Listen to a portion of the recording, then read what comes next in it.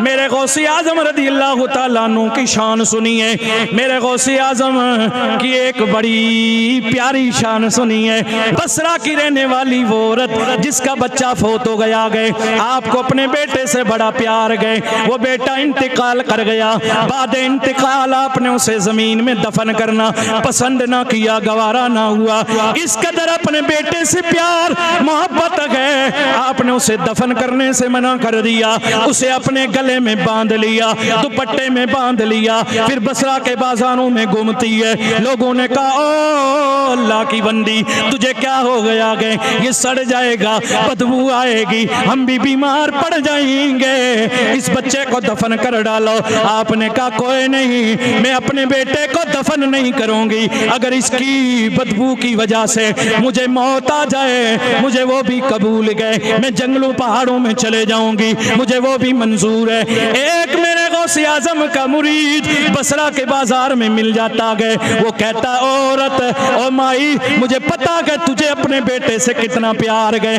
तू इसे जुदा नहीं करना चाहती है, ऐसा कर बगदाद चले जाओ, मेरा पीर गौसे आजम वहां मौजूद है, उनके पास चली जा। कहा वहां क्या होगा, कहा मैं तुम्हें एक तरकीब बताता हूँ, जब बगदाद जाओगी गौसे आजम के दरबार से पहले एक वादी आएगी, दाएं तरफ जंगल आएगा, पहाड़े आएंगी, उधर चली जाना, उधर जा करके उन जंगलों में अपने बेटे की लाश को रख देना। मेरा पीर गौसे आजम हर दिन नमाज असर के बाद 40 मुरीदों के साथ उधर से गुजर फरमाता गए, उधर से निकलता गए, गश्त करता गए, जब वो गुजरता गए उस जंगल की तरफ नजर डालता गए, फिर जलाल आता गए, जलाल की वजह से वो जंगल की तरफ नजर डालता गए, जंगल में आग लग जाती है, और यहाँ तक के उनके वो 40 जो मुरीद होते गए वो भी या सकते में या मौत के आलम में चले जाते गए। मेरा पीर दूर तक चक्कर लगा के वापस आता गए,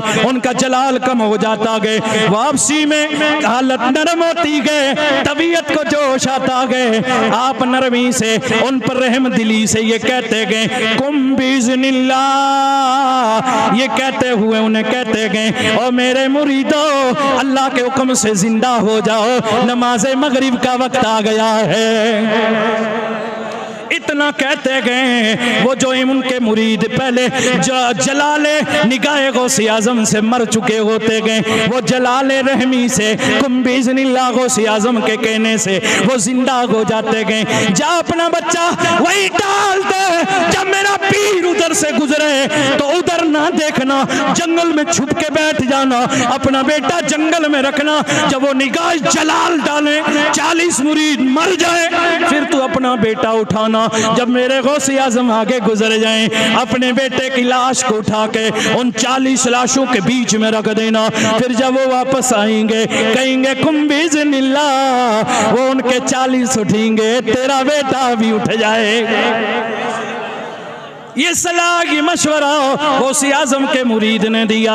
ये बसरा की रहने वाली औरत दौड़ी दौड़ी बगदाद पहुंची है, असर के बाद का वक्त आ गया, उधर अजान हुई असर की नमाज की, इधर इसने अपना बेटा जंगल में रख दिया, उधर देखा यकीनन हुबहू इसी तरीके से हुआ, गौसे आजम का गुजर हुआ। मुख्तसर सुनिए, आपने निगाहे जलाल डाली, आपके 40 मुरीद हालत सख्ता में या इंतकाल कर गए, फिर आप गुजर गए। इस औरत ने छुप करके ये सब देखा, उसके बाद इसने अपना बेटा उठाया, उठा के उन 40 के बीच में रख दिया। मेरे गौसे आजम उधर से चक्कर लगा के जिक्र करते हुए वापस आए, आपका जलाल खत्म हो गया था, अब आपके अंदर रहम आ गया था। आपने फरमाया कुम बिज़निल्लाह, और मेरे मुरीदो उठो, नमाज मगरिब का वक्त हो गया। गए ये 40 तो उठ गए, लेकिन वो औरत का बच्चा नहीं उठा गए। मेरे गौसे आजम ने फरमाया ओ बताओ ये एक लाश किसकी रह गई है जो जिंदा नहीं हुआ गए?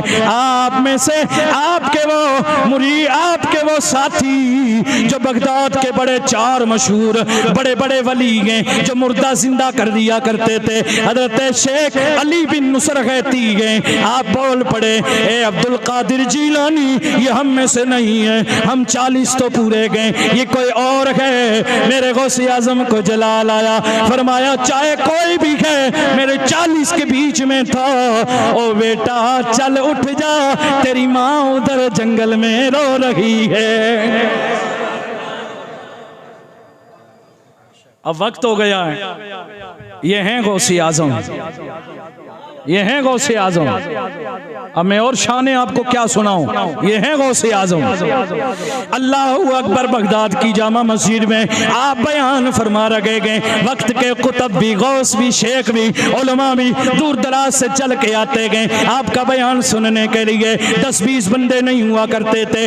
तारीख लिखी है, बहजतुल असरार उठा के देखिए आप, उसके अलावा और कुतुब उठा के देखिए, जिसको हवाला देखना हो आके देख ले। अल्लाह अकबर। हर मजमे में मेरे गौसे आजम जब बयान करते, आप बगदाद की जामा मस्जिद के मिंबर पे बैठते, आपके मजमे में कभी भी 70,000 से कम लोग नहीं हुआ करते थे। बयान के बाद ये तासीर होती थी, आपके बयान की ये कैफियत होती। अगर डाकू आया है तौबा करके जाता, अगर बेईमान आया है कलमा पढ़ के चला जाता। और जो आशिक आते थे उनके सीने आपकी वो प्यारी आवाज सुनते ही दिल फट जाता, मर जाते। कई जनाजे आपके बयान के बाद उठा करते। अल्लाह अकबर बयान कर रखे गए। इधर अल्लाह अकबर मेरे गौसे आज़म रज़ी अल्लाह तआला अन्हु बयान कर रखे गए। आपके मजमे में हजरत शेख अली बिन नुसर हैती भी हैं। फौरन उनकी आंख लग गई, आप सो गए। ख्वाब में क्या देखा, मेरे सोने मदनी आ गए।